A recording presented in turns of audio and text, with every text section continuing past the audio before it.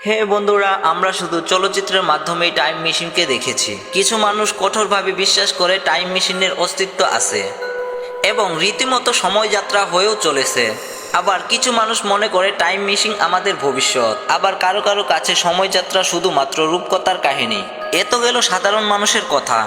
এবার কোনো অসাধারণ মানুষকে নিয়ে কথা বলা যাক, যাদের মধ্যে কেউ কেউ দাবি করেছে তারা সময়যাত্রা করে এসেছে, আবার কেউ কেউ দাবি করে তারা প্যারালাল ইউনিভার্স থেকে এসেছে। এর মধ্যে থেকে কিছু কাহিনী বা বাস্তব কাকতালীয়ভাবে মিলে গেছে, ফলে এই ঘটনাকে বিজ্ঞানীরাও খুঁটিয়ে দেখার জন্য বাধ্য হয়েছে। আমি জানি না আপনার সময়যাত্রাকে বিশ্বাস করেন কি না, তবে তাদের কাহিনীকে শুনে হতাশ বা রোমাঞ্চিত হবেনি, কারণ এগুলি ছিল খুবই রহস্যময় ঘটনা। তাই আজ এই রহস্যময় ভিডিওকে চলুন শুরু করা যাক।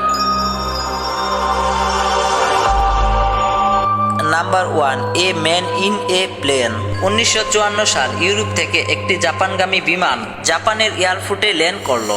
সবসময়ের মতো সেই দিনও বিমান থেকে নামাগামী যাত্রীদের পাসপোর্ট ও টিকিট চেক করছিল। কিন্তু এ সময় জানতো না চেকিং অফিসাররা কি অদ্ভুত ঘটনার সম্মুখীন হতে চলেছিল।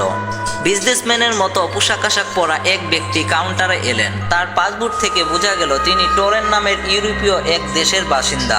অবাক করার বিষয় এটাই যে টরন নামের দেশ আমাদের পৃথিবীতে কোথাও নেই, আর আমিও জানি আপনিও এই দেশটির কথা কোনোদিনও শোনেননি। অফিসাররা ভাবলো টিকিট ছাপানোর সময় নিশ্চয়ই কোনো টিকিটে বানান ভুল হয়েছে, কিন্তু সেই ব্যক্তি জানালো তার দেশ টরেন থেকে মাঝে মধ্যেই বিজনেস ট্রিপের জন্য অন্য দেশে যায় এবং এর আগেও তিনি অনেকবার জাপানে এসেছিলেন। চেকিং অফিসাররা পুলিশ ডাকলো এবং ওই ব্যক্তিকে আরো প্রশ্নের সম্মুখীন হতে হলো।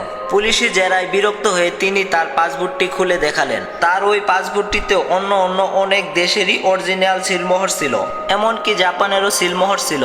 এর থেকে প্রমাণ হয়ে যায় যে তিনি এর আগেও অন্য দেশে গিয়েছিলেন ও জাপানেও এসেছিলেন। পাসপোর্ট ছাড়াও ওই ব্যক্তির আরেকটি লাইসেন্স পুলিশ দেখতে চায় এবং সেই লাইসেন্সটিতেও দেশের নাম ছিল টরেন।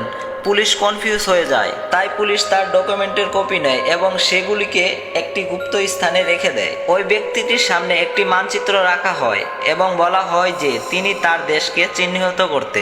তিনি ফ্রান্স ও স্পেনের মাঝে অবস্থিত একটি স্থানকে চিহ্নিত করেন এবং বলেন এখানেই তার দেশ টরেন অবস্থিত। কিন্তু সবাই আমরা যেমনটা জানি যে এই স্থানে টরন নামে কোনো দেশই নেই। এই সমস্ত দেখে ওই ব্যক্তিও একটু চিন্তায় পড়ে যায়। পুলিশ তাকে একদিন অপেক্ষা করতে বলেন এবং উপরে মহলের অফিসারদের সাথে কথা বলে সমস্যার সমাধান করার আখ্যাও দিয়েছিলেন। ওই ব্যক্তিটিকে প্রশাসনের কড়া নজরবন্দি একটি হোটেল রুমে রাখা হয়েছিল। কিন্তু পরের দিন যা ঘটেছিল তা শুনে আপনি চমকে উঠবেন। যখন পরের দিন রুমের দরজা খুলে তখন ওই ব্যক্তিকে আর দেখা যায় না। আপনি হয়তো বলবেন তিনি পালিয়ে গিয়েছিলেন, কিন্তু জাপানের ওই কড়া সিকিউরিটিকে ফাঁকি দিয়ে পালানো প্রায় অসম্ভব ছিল। লোকটি একটি রহস্যময়ভাবে উধাও হয়ে গিয়েছিল। এছাড়াও তার কাছ থেকে সংগৃহীত ডকুমেন্টসগুলিও উধাও হয়ে গিয়েছিল। এবার প্রশ্ন হলো, ওই ব্যক্তিটি সত্যি যদি সিকিউরিটিকে ফাঁকি দিয়ে পালিয়ে গিয়েও থাকতো, তবে ডকুমেন্টসগুলি কোথায় গেল? সেই ডকুমেন্টসগুলোকে তো গোপন স্থানে রাখা হয়েছিল, যার হদিস ওই ব্যক্তির কাছে ছিল না। তাহলে কোথায় গেল সেই জলজান্ত মানুষটি? আর কোথায় বা গেল ওই বদ্ধ লকারের ভিতরে ডকুমেন্টসগুলি? এই ঘটনাটি সত্যি খুবই রহস্যময়।